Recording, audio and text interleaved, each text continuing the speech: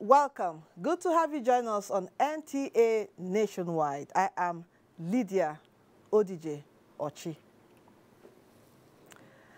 President Muhammadu Buhari says no matter what anybody thinks, the governing All Progressives Congress has lived up to expectation in placing Nigeria on the path to sustainable future and prosperity.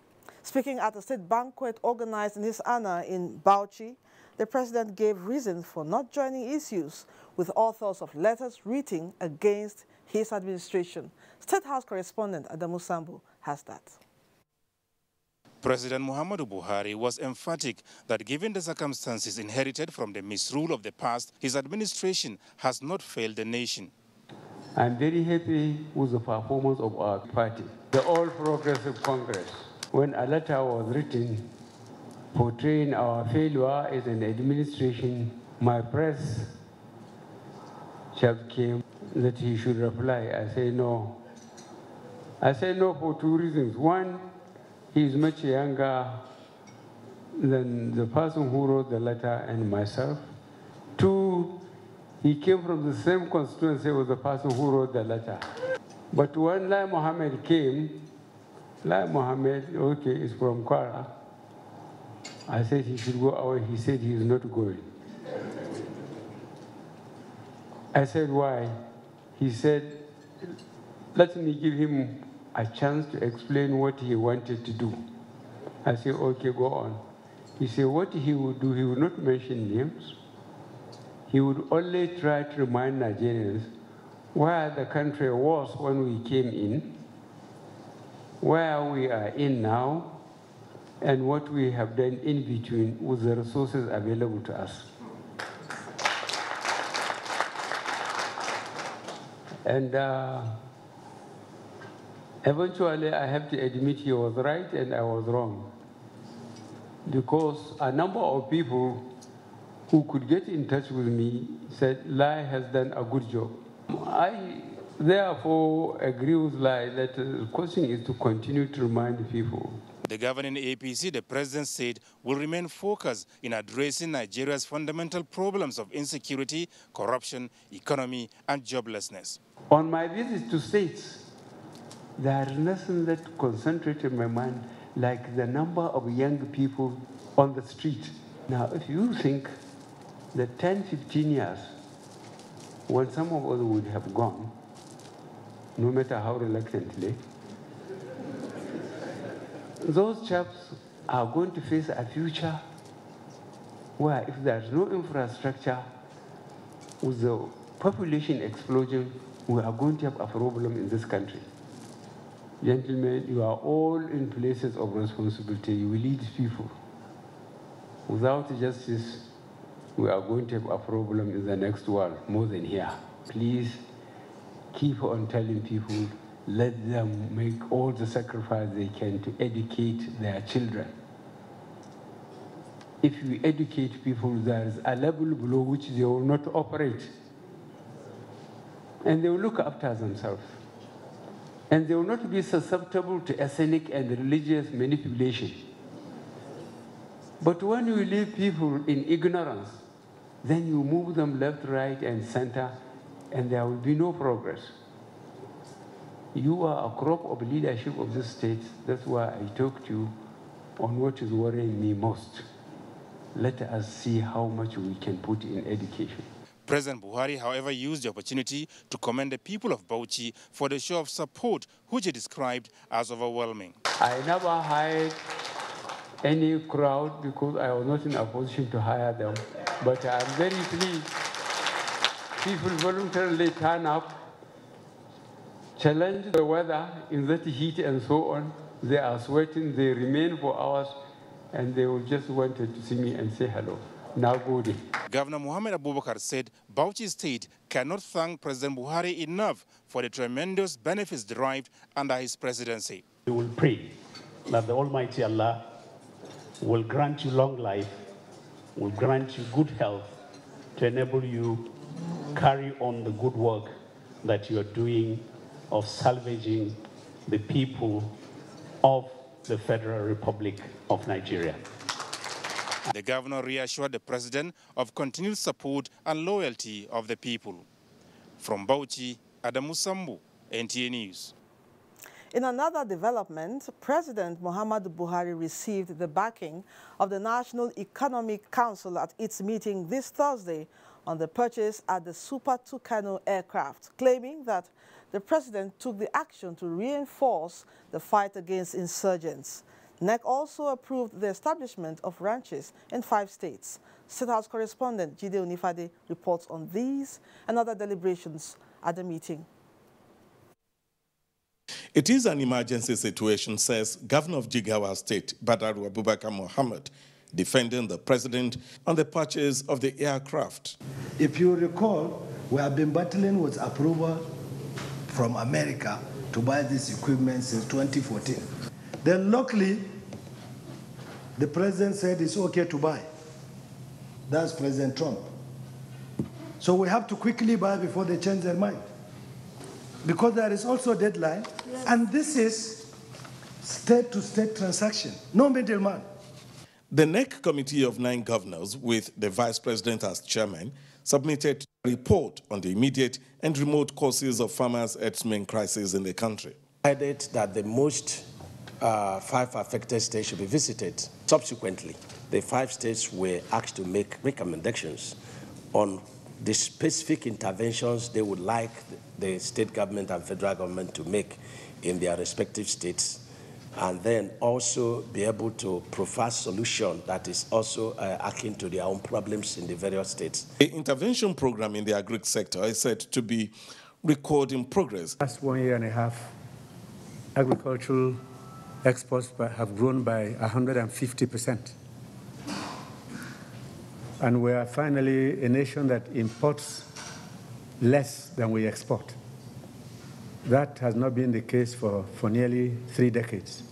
So we now export more than we import, which is why the foreign reserve is getting healthier by the week. According to the Accountant General of the Federation, the balance in the excess crude accounts as at April the 23rd, 2018 stands at 1,829,862,047 $. The vice president was commended for the support in ensuring that the first phase of the Economic Recovery Growth Plan focused labs by the Ministry of Budget and National Planning was a success. In the State House, Jide Onifade, NTA News. Information and Culture Minister Lai Mohammed has arrived in New York into the waiting arms of global media players who are anxious to get first-hand information about the true position of affairs in Nigeria. Anthony Forsen reports. Having rounded up his Washington media engagement with a live outing at the Washington studios of the Qatar-based news network Al Jazeera, Lai Mohammed was guest at Thomson Reuters headquarters in New York. Thereafter, he proceeded to the New York operational base of the Wall Street Journal. He meandered his way through the ever-busy Manhattan streets. Lai Mohammed came out with a high hope that Nigeria is today the bride of the global media, thirsty to know what the Nigerian success story is all about in the last 3 years. Reuters was interviewed by Rodrigo, a Colombian, and who, I think by virtue of the fact that he's from Colombia, actually has a very deep understanding of insurgency. Before 2015, Abuja, the capital territory, was not safe, as the Boko Haram breached security and, more than 4 or 5 times. But today, between 2015 and today, everybody sleeps with his two eyes closed in Abuja. Generally, I was able to give a good account of what we've done in the economy in the area of diversification. I told him that our Anchor Bars program has been a big success. It has been able to add an additional almost 6 million rice farmers, and that we've also cut down on importation of rice from 644,000 metric tons to 24 metric tons. We discussed also the issue of corruption and how this government is fighting corruption, and how it is important for us to remain focused, and that most of the attacks we receive today are from people who have morbid fear of the president coming back in 2019. That's really what we discussed. The minister's engagement in the United States continues. From New York, Anthony Forson, NTA News. And back home, a significant milestone to the cleanup of the environment in Ogoni land was achieved today with the signing of the escrow agreement meant to govern the operation of the bank accounts into which funds for the program will be paid and dispensed. The step, as stated by Vice President Yemi Osinbajo, is a further demonstration of the federal government's commitment to its vision for a new Niger Delta, and significant in the implementation of the United Nations Environment Report on the cleanup. Chairman of the Board of Trustees, Olawole Edun, says the agreement will provide the basis for efficient, transparent, and world-class handling of the funds to be provided by international oil companies, NNPC, and other funds attracted for the cleanup. I just want to emphasize that the government is committed to ensuring that we see that the vision for the new vision for engagement in the Niger Delta is faithfully executed, and again, this is one of those critical components of that engagement, the Ogoni cleanup. We have already paid out in advance, in anticipation, $10 million so the preliminary activity could start. Now, with the signing of the formal escrow agreement, which governs the bank accounts into which the bulk of the money will be paid, we are now set for the full rollout of the Ogoni cleanup project as put together by HIPREP under the Governing Council. We have $170 million that has already been put in process. That's the first tranche. The drawdown has commenced for that, and imminently the account will be bulging with that sum. And then it will be left to the Governing Council's Project Coordination Office to as quickly and efficiently as possible utilize those funds for the cleanup of Ogoni land. And now to matters concerning health and safety. The need for collaboration in building a safe and healthy generation devoid of child labor and ensuring safety and healthy work has again been stressed. This is the consensus as Nigeria joins the rest of the world to commemorate the Global Day for Safety and Health at Work. Omenka Amarachuku completes the report. World Day for Safety and Health at Work is an annual international campaign to promote safe and health of workers across board. The campaign aims to accelerate action to achieve sustainable development goals and secure working environments for all workers by 2030. The Buhari administration, Minister of State for Labour and Employment, Professor Stephen Ocheni, says has embarked on measures to eliminate child labor and promote a culture of occupational safety. It is quite commendable what the present administration is doing to improve our workplaces. This government lays emphasis in ensuring greater productivity by first of all ensuring that the workplaces are safe. Quite a lot that's happening other than just the commemoration of the day today. But ultimately what we want is zero accidents in the workplace in Nigeria. That's our aim.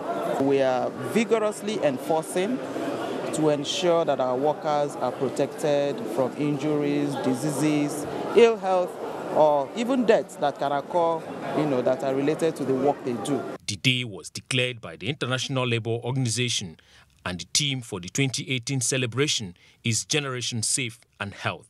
In Abuja, Umenka Marachuku, NTA News.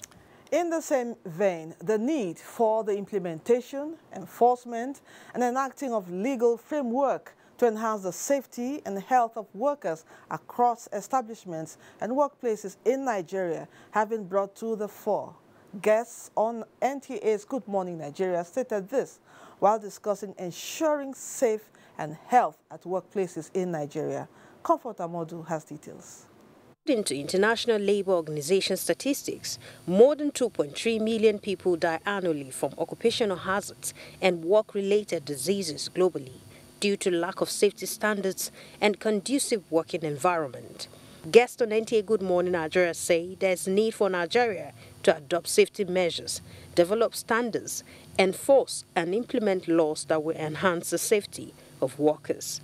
They emphasize for more attention to the oil and gas industries, manufacturing industries and agricultural sector, who they believe interact daily with chemical spills and machines. The priority given to health and safety over maybe money making.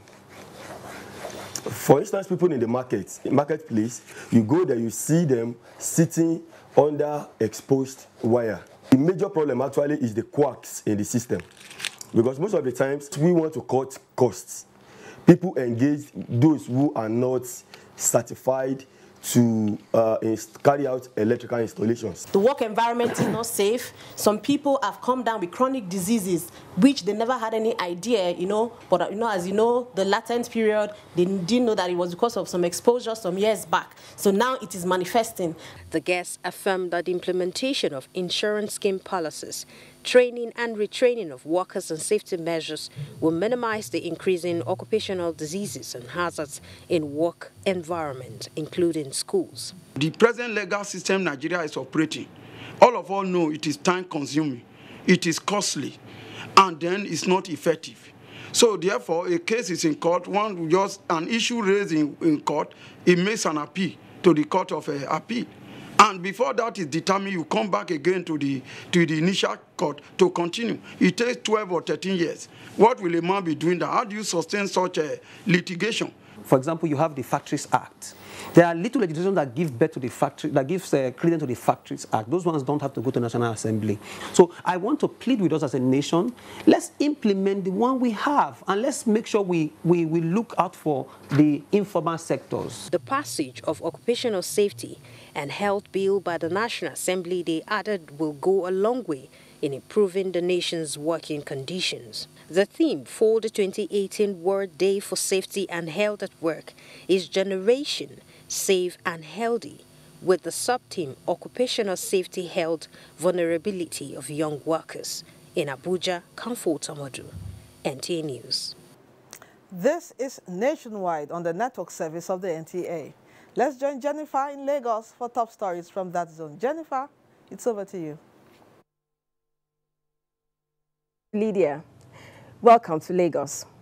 The National Council of Women Societies has mandated its members to carry out sensitization campaigns across the country on the need for eligible Nigerians to obtain their voter card.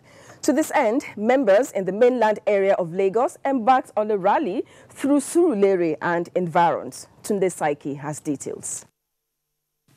The ongoing voter registration exercise across the country by the Independent National Electoral Commission, INEC, have continued to receive support. The National Council of Women's Society, Surulere Local Government Area Chapter of Lagos State, defied the rains as they walked through major streets in their jurisdiction, charging residents to ensure that they are duly registered. As a citizen, it is your responsibility to register. And then you need to collect your cards to be able to impact any difference. All our women should please go out and register their PVC. That's exactly what we are telling them. The PVC is not for election alone. The rally, which took off from the council secretariat, saw the campaigners sharing leaflets and speaking to the people in different languages. The women made a stopover at the INEC local government area office. Big duty of every Nigerian to register at 18. Make sure you collect your PVC, that's permanent voters card, and make sure you vote at all general elections. The Lagos State INEC Public Relations Officer, Femi Akimbiyi, described the sensitization exercise as noble He used the opportunity to remind persons who have registered to show up and to claim their cards. The issue of sensitization of the electorate could not be overdone. INEC alone cannot do it. Stakeholders called for more of such rallies for public-spirited individuals and groups. In Lagos, Tunde Saiki, NTA News.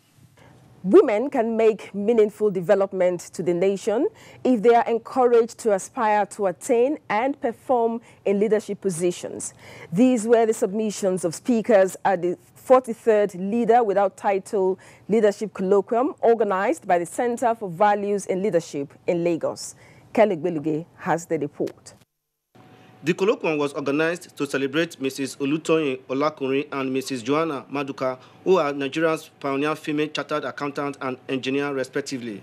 They were celebrated for their professional achievements. Professor Pat Utomi, founder, Center for Values in Leadership, urged other women to see these achievers as role models who have taken off the limitation often placed on women by society.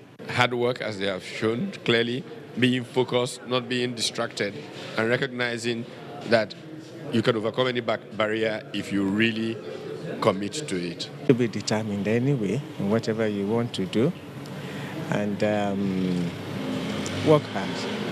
There's a lot of work in whatever you decide to do.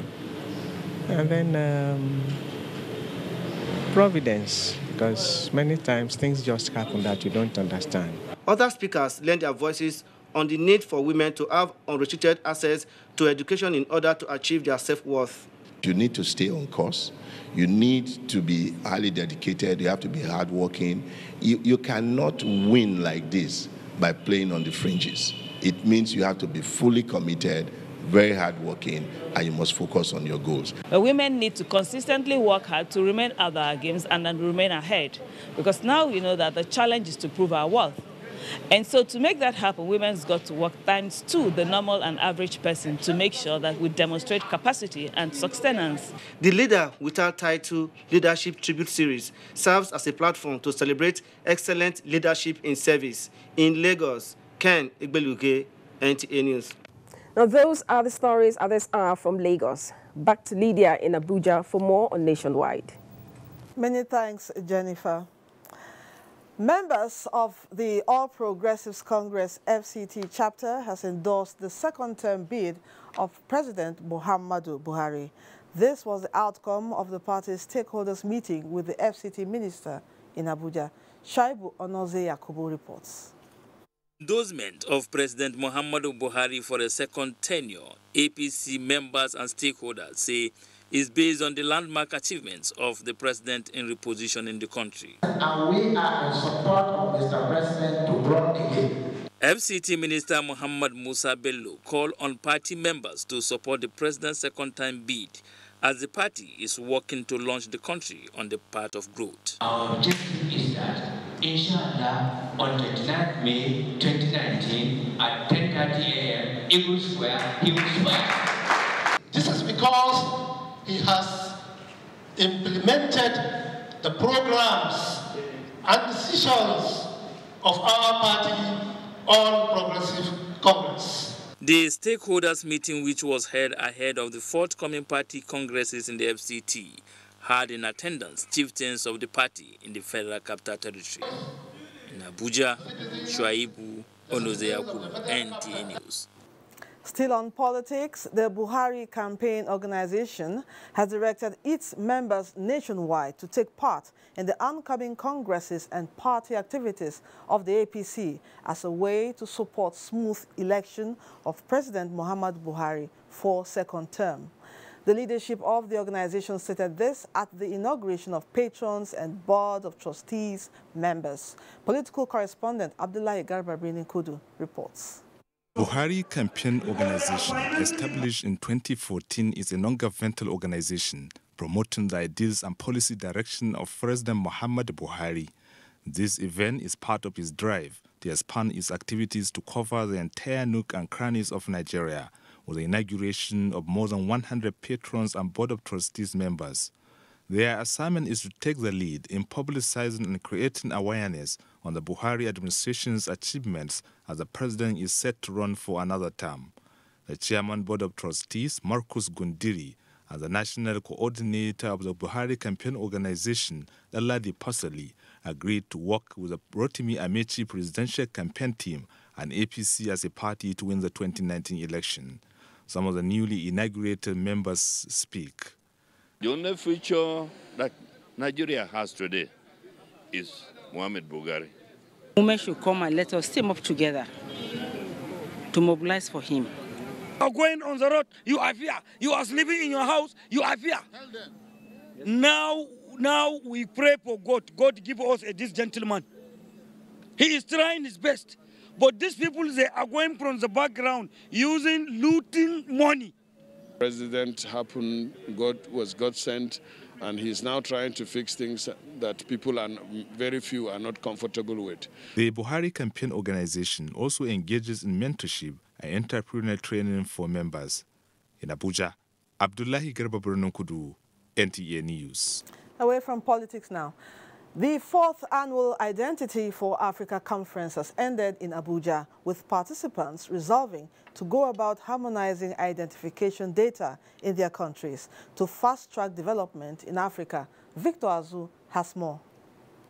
From the survey conducted at the 3-day conference, it was realized that the difficulty in harmonizing identity on the continent stems from a low coverage of the populations in the different countries. For Nigeria, out of her estimated 190 million population, only 30 million so far have their data captured by the National Identity Management Commission, a situation the Director General says is set to change. We are sure that we are capturing unique identification. We are slow, but we are doing it steadily. So we have accurate information. Chairman of the National Identity Commission Board, Olabunsoyin Oyinlola, adds that the commission is working hard to change the situation. There is a renewed determination to leverage on the enormous opportunities that are bound to turn the identity management sector in Nigeria around.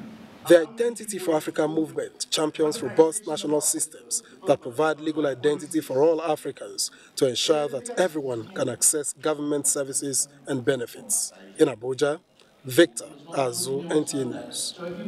In its bid to inform the public on government reforms and hold drivers of such reforms accountable, the Bureau of Public Service Reforms has held a 2nd edition of its lunchtime reforms seminar in Abuja, themed the role of health management organizations in successful implementation of the National Health Scheme. Ogwa Vivian Onyedibia has details. The National Health Insurance Scheme, established in 2005, is driven through health management organizations, which are public or private companies registered to manage provision of quality and cost-effective healthcare services to contributors under the scheme. The Bureau of Public Service Reforms has a document that is called National Strategy on Public Service Reforms. That is a document that is supposed to guide all reform initiatives of the government. Attached to that document is a robust M&E program that is monitoring all reform activities of the government. HMOs registered under the NHIS use a value-driven system of managed care to provide affordable health services to Nigerians and have various levels of care. Challenges identified in the sector are noted to be responsible for slow growth and patronage, but these officials of the NHIS say with proper implementation of services can be overcome. Every one of them are accredited before they start the business. But we just gone out again now to reaccredit. That is to ensure that, yes, they are what they're supposed to have and they are doing what they're supposed to do. The seminar is part of BPSR's function of disseminating information on all aspects of public service reforms. In Abuja, Ogwa Vivian Onyedibia, NTA News. Key players meet on sustaining palm oil production in Benin. Agatha has details of that report and others from our Benin Network Center. Good to see you. See you, Lydia. Good evening and a warm welcome to Benin. Edo State Governor Godwin Obaseki says his administration plans to earmark 200,000 hectares of land for organized oil palm plantations to diversify the state's economy and create jobs for the people. He disclosed this at the public presentation and launch of the National Interpretation of Roundtable on Sustainable Palm Oil in Benin City. Goodluck Inaini has the report. The Roundtable on Sustainable Palm Oil, RSPO, established in 2004, has the responsibility of promoting the growth and use of sustainable oil palm products through credible global standards.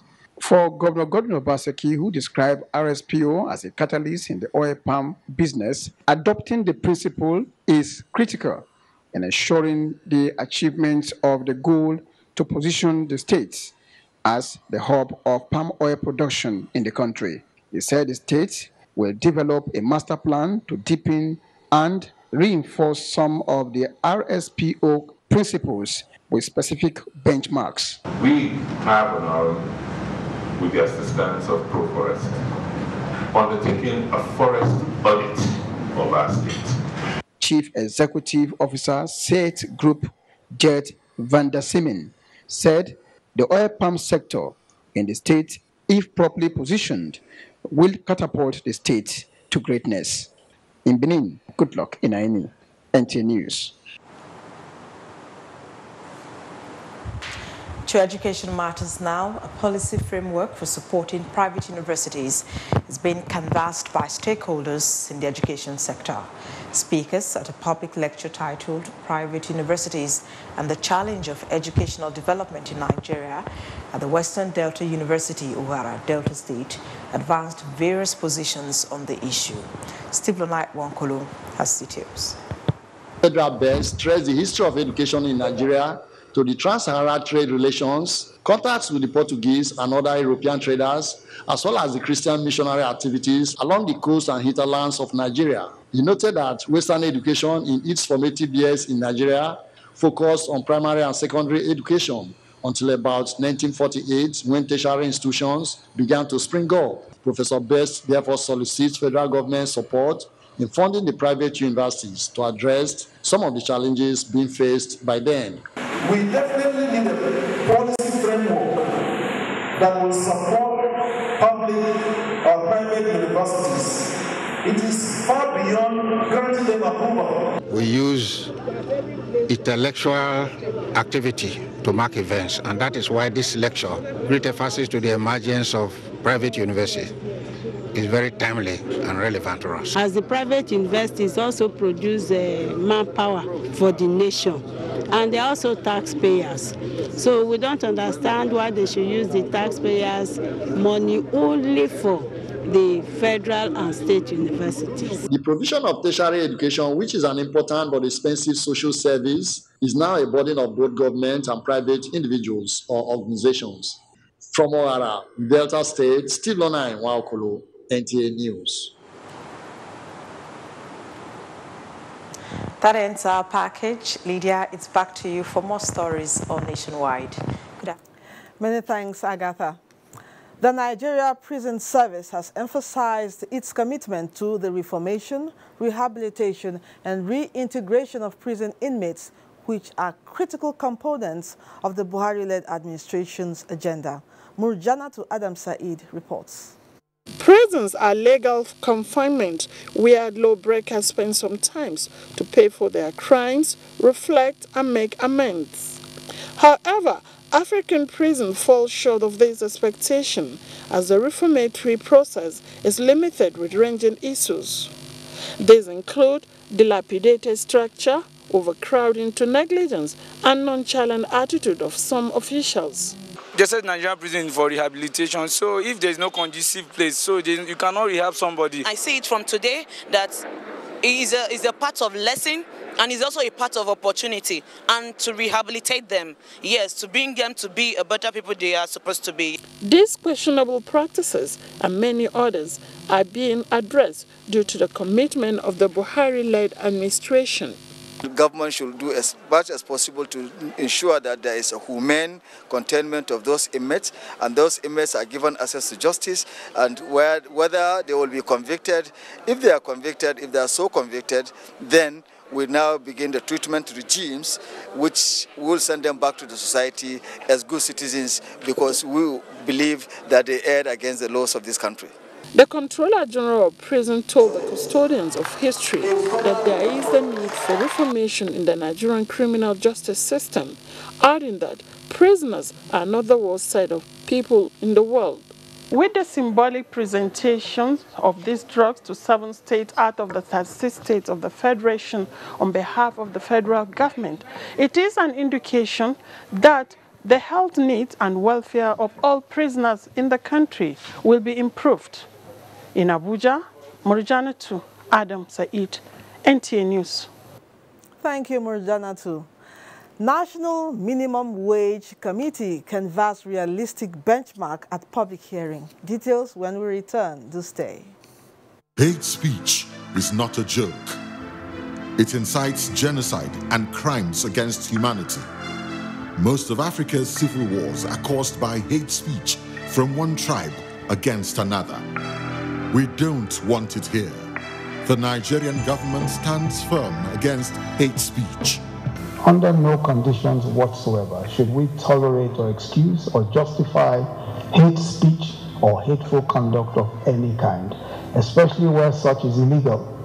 There's no doubt that the resurgent push for separatism, as well as the rising cases of ethnic and religious disharmony, are all traceable to the growing phenomenon of hate speech.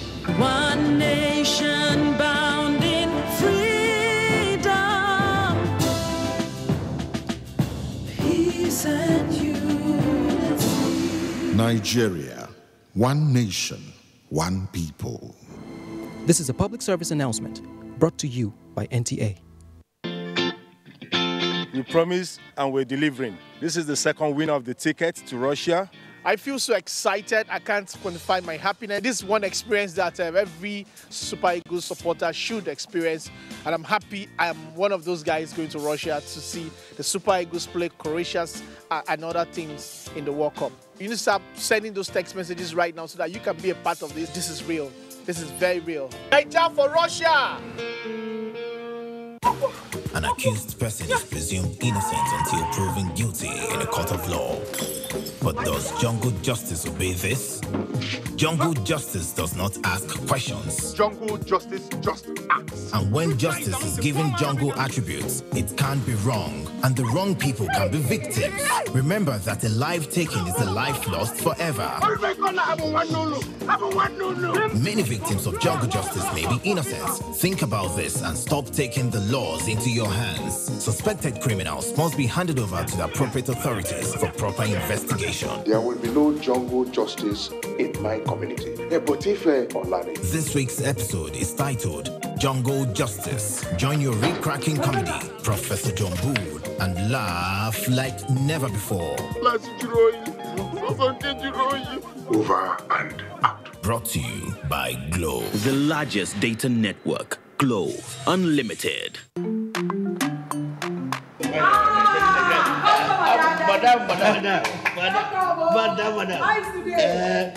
Brought us as usual. As usual. You have no problem. For the three put you are welcome, sir.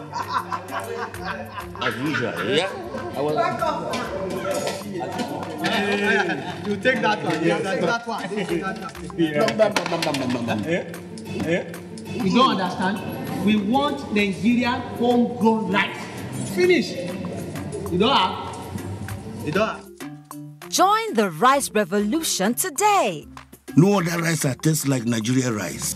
Are you sorry? That's the Nigerian rice we are talking about. Chocolate made in Nigerian rice. Healthy food. I'm going to bring Mrs. Mobu to come to chocolate rice made in Nigeria here. And see how it are made. Correct. And how they are cook it. Correct. Homegrown rice are good for your health. It boosts our economy and give employment to our people. This message is brought to you by the Federal Ministry of Information and Culture.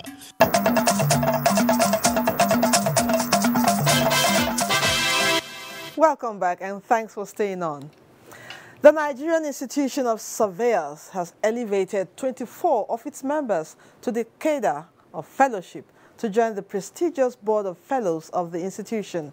This was during the 2018 Fellow Investiture held in Abuja. Justin Bem-Unyi reports. The body has converged in Abuja this time, not just to wine and dine as a get-together, but to recognize members who have made significant contributions to the practice of surveying and geoinformatics. The class of 2018 has added 24 members to the Board of Fellows of the institution, which had 343 fellows drawn from its members across the nation. The formal inauguration and the establishment of the Board of Fellows did not take place until April 22, 1980. Been found to be of good conduct in their practice.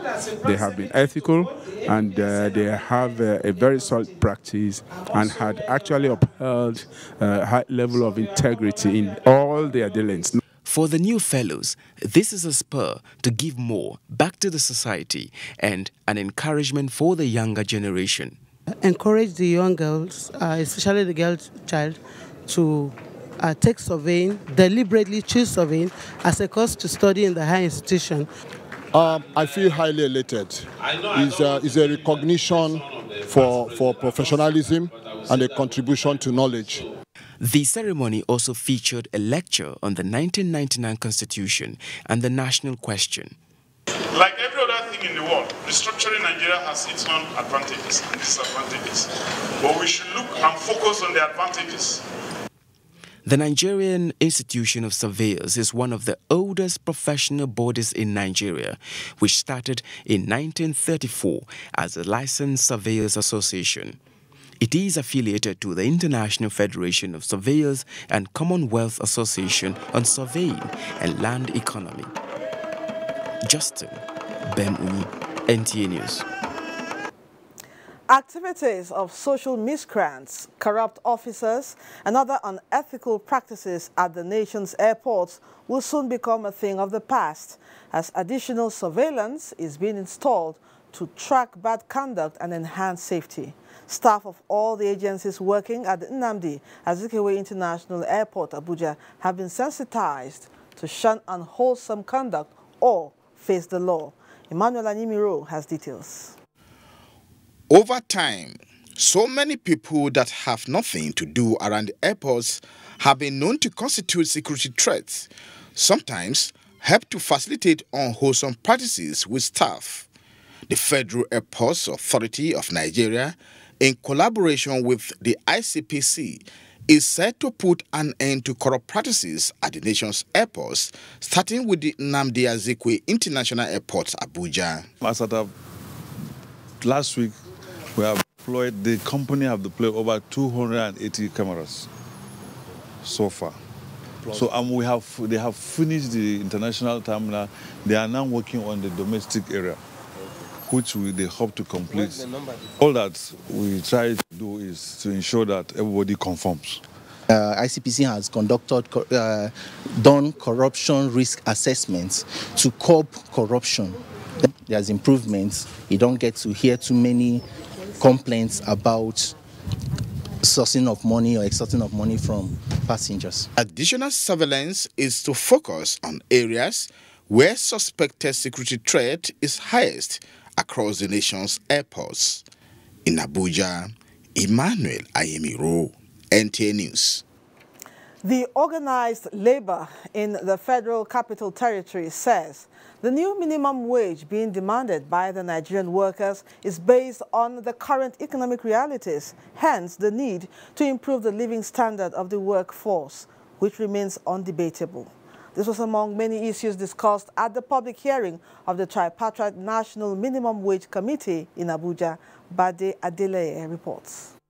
President Muhammadu Buhari inaugurated the Tripartite National Minimum Wage Committee on the 27th of November 2017. In this hall are workers from the public and private sectors, both active and retired, as the public hearing of the committee holds in Abuja. Kickstarting proceedings is the Federal Capital Territory Administration. A situation where some government parastatals operate enhanced salary structures is, to say the least, somehow demoralizing. For the organized labor, they are proposing a non-negotiable living wage of 66,500 naira. 66,500. While the pensioners believe what is good for the goose is also good for the gander, and are therefore advocating a minimum pension of 40,000 naira. Both the active workers and the retired workers, pensioners, buy from the same market. Chairman of the North Central Technical Committee and Governor of Osun State, Rauf Aregbesola, who admits the minimum wage is due for an upward review, however says, we must equally consider the ratio of the volume of output and input in production. If a worker is paid a very low wage, it will also affect his productivity. In Abuja, Bade Adeleye, NTA News. Ministry of Environment and Nigeria on black suit. Dibabari brings us details and more from our Port Harcourt studios. Over to you.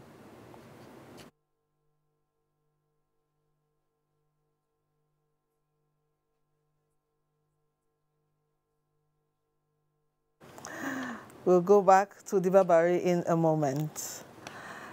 The Nigerian Army has set up a media operation center for the ongoing Operation Last Hold in the Northeast. The center is to be coordinated by the Chief of Civil Military Affairs, Major General Nuhu Angbazo. The center is established to coordinate all matters relating to the traditional and social media as well as the general public to ensure the successful conduct of the operation. In a statement by the Director, Nigerian Army Public Relations, Brigadier General Texas Chukwu, the operation is expected to last for months, commencing 1st of May. The statement indicates that the end state of Operation Last Hold, which entails deployment of additional 4 maneuver brigades, is a total defeat of Boko Haram terrorists to facilitate the restoration of fishing, farming, and other economic activities in the Lake Chad Basin. The Nigerian Army urged members of the public to follow the activities of Operation Last Hold through hashtag Operation Last Hold, Nigerian Army website, and its social media platforms on www.mil.ng or Facebook/Nigerian Army and Twitter at HQN Nigeria Army, or call 193 for more information and clarification. It reiterates its loyalty and subordination to the civil authorities at all times while carrying out its constitutional roles. The paucity of reliable data to support educational development in the country has compelled the Universal Basic Education Commission, UBEC, to embark on a comprehensive national personnel audit of basic schools in Nigeria. Executive Secretary UBEC, Dr. Hamid Boboyi, said this during an interactive session with journalists in Abuja. Olayinka Ojo reports. The last time a national audit of personnel was carried out by the Universal Basic Education Commission was in 2010. Although the Act establishing the Commission empowers it to engage in the exercise at regular intervals, budgetary issues investigations reveal are responsible for the delay. Whenever we need to do it, you can be assured of the fact that it will be in our budget.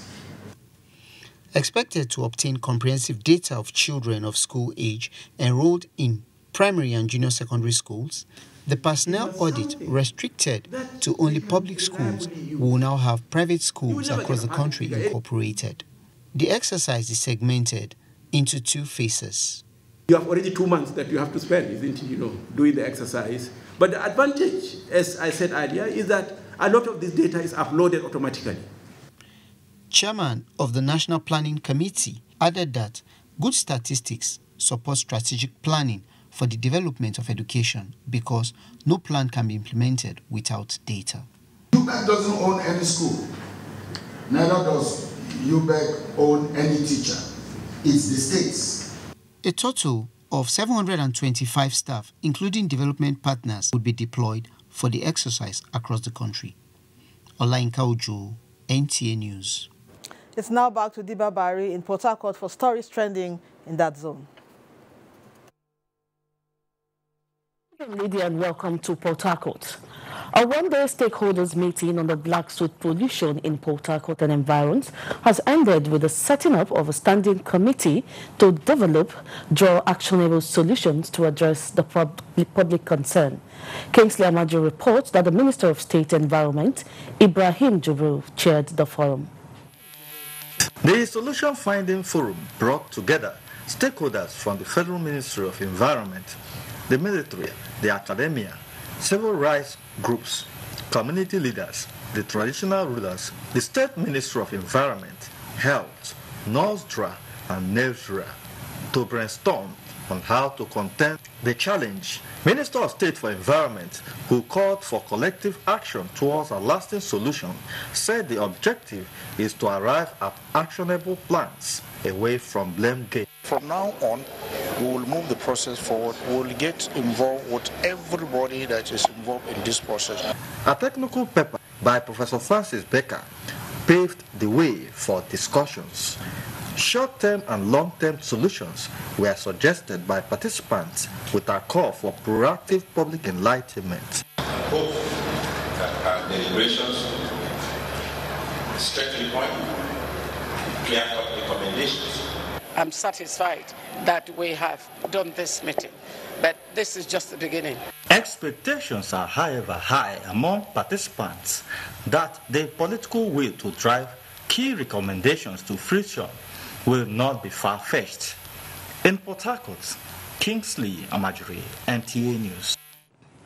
Rivers State government has announced its readiness to host the international friendly between Nigeria and the Democratic Republic of Congo on May 28, 2018 at the Adokie Amesimako Stadium, Port Harcourt. Ogoni reports that the hosting agreement was reached after a meeting between the governor, president of Nigeria Football Federation Amaju Pinnick, and the Super Eagles coach Gernot Rowe at Government House, Port Harcourt. Addressing journalists after the meeting at Government House, State Commissioner for Sports, Boma Iyaye, said the state government will do everything within its powers to ensure that the Adokie Amesimaka is ready for the international friendly. The Rivers State government appreciated the efforts of the Nigerian Football Federation for their collaboration to develop football in the country. We must thank the Nigerian Football Federation for giving us the opportunity once again to not just host Nigeria, but a foreign country that is coming here to play with the Super Eagles, and then also say that His Excellency the Governor of Rivers State has done well in terms of funding national sporting events like this. President, Nigerian Football Federation Amaju Pinnick commended the state government for its unflinching support for the Super Eagles and appreciated the state of the facilities at the stadium, as well as outlining the World Cup preparation program of the Super Eagles. We are happy with what we have seen. I'm happy to inform you that the CAF president will be attending the friendly game here in Port Harcourt. That has been confirmed, sealed and delivered. Super Eagles coach Rowe. We have to do a good preparation. We are not ready yet. That's why it's very important to have 3 good friendlies before the World Cup. The coach, however, said some key players of the team are contending with injuries, but hopes to nurture them to fitness before the World Cup.